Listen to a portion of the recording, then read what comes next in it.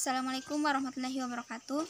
Saya atas nama Asmira Salsib dari kelas B Biologi di Universitas 19 November Kolaka. Pada kesempatan kali ini saya akan menjelaskan pembelahan sel prokariotik dan pembelahan sel eukariotik. Pertama saya akan menjelaskan pembelahan sel. Pembelahan sel adalah proses di mana sel induk membelah atau membagi dirinya menjadi dua atau lebih sel anak.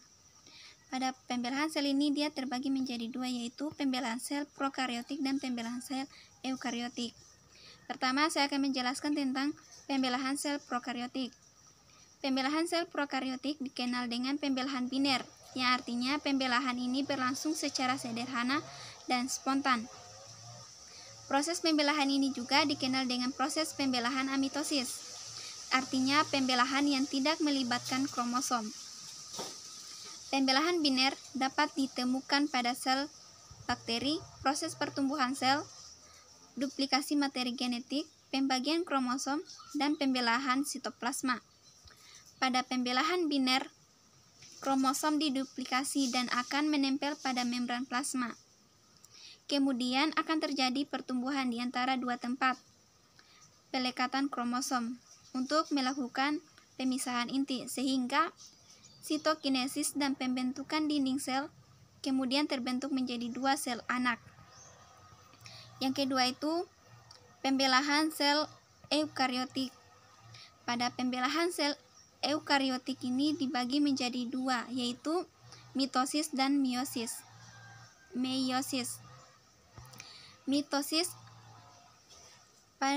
Pembelahan mitosis adalah pembelahan yang menghasilkan sel anak yang dapat membelah lagi. Pembelahan ini dia bertahap dan terjadi pada sel tubuh dengan tujuan pertumbuhan, pertambahan sel, dan regenerasi sel. Pada pembelahan ini terdapat beberapa tahap. Yang pertama itu interfase. Pada tahap ini sel tidak membelah, hanya nukleus terdiri dari RNA ribosom dan merupakan tempat sintesis protein serta materi berwarna gelap dikenal sebagai kromatin atau bentuk benang-benang kromosom, sehingga bentuk kromosom tidak dapat dilihat secara jelas. Pada salah satu unjung sel terdapat dua pasang protein yang disebut centrioles, tetapi pada tumbuhan dan centriosol tidak muncul. Kemudian yang kedua profase. Pada tahap ini centriosol bergerak ke unjung sel yang berlawanan yang disebut dengan kutub. Centriosol mempunyai dua centriol dan akan dikelilingi strand atau helai yang menyala dan disebut sebagai aster. Selain itu, kromosom membentuk menjadi silinder dan berduplikat menjadi dua kromatid. Setiap kromatid mengandung DNA dan protein, serta melekat pada sentromer. Pada tumbuhan, aster tidak ada, membran nukleus hancur, serta kromosom memendek sehingga terlihat seperti batang. Kemudian yang ketiga itu metafase. Pada tahap ini kromosom berpindah menjadi satu garis yang disebut dengan D ekuator. Selain itu, muncul benang-benang yang disebut spindel dan melekat pada sentromer setiap kromosom. Spindel ini dia menghubungkan kromosom ke dua kutub sentrisol yang berlawanan. Kemudian yang keempat, anafase.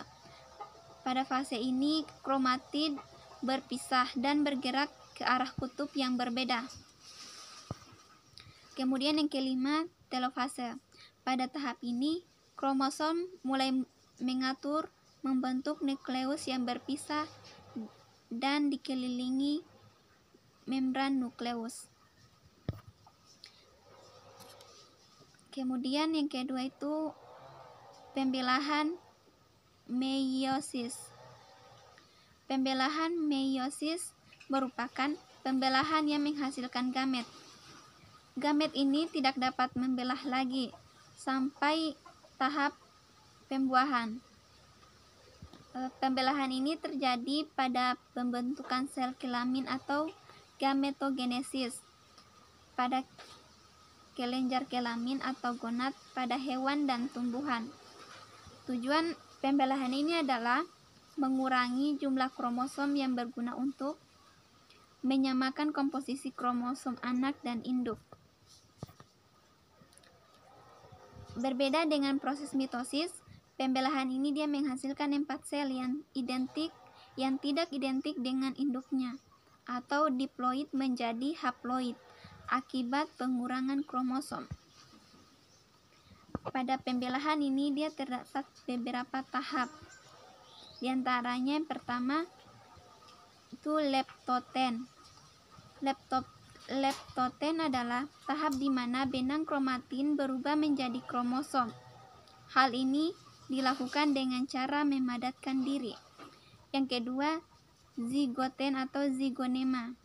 Pada tahap ini, kromatin homolog saling berpasangan atau bersinapsis membentuk bivalen. Sentrosom terbelah dua menjadi sentriol dan bergerak ke kutub berlawanan. Yang ketiga, pakiten atau pakinema. Kromosom kemudian dia berduplikat menjadi 4. Disebut dengan tetrad atau kromosom homolog yang mengganda sehingga ada 4 kromatid berpasangan. Sehingga pada tahap ini dia sering terjadi rekombinasi gen melalui proses perpindahan silang. Yang keempat itu diploten. Kromosom homolog yang tadinya bivalen terpisah. Bila terjadi perpindahan silang, akan terdapat kiasma sebagai tanda. Kemudian yang terakhir itu diakinesis.